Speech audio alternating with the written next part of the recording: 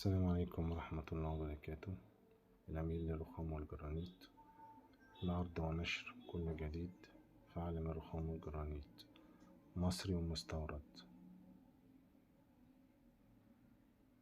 النهاردة إن شاء الله نوري لحضراتكم شاور حمام من الجرانيت المصري، رخام في رخام، قايم في الكامل زي ما انتوا حضراتكم شايفين، قايم في الكامل، متغطي بغطا من فوق حتة واحدة يمسك الرخام في بعضه، متبيت في الأرض ومتبيت في الجنبين ومتقفل على الجنبين من الداخل زي ما حضراتكم شايفين كده.